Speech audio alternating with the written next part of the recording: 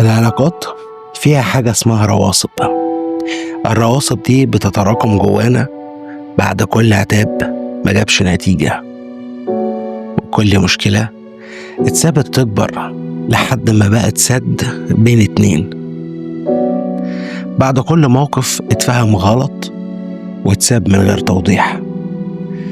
مع الوقت الرواسب دي بتخنق الكلمة الحلوة قبل ما تطلع، وساعتها بدل ما يكون الحب هو الحتة اللي بنرتاح فيها، بيتحول هو نفسه للعبء اللي بيكون مرهق.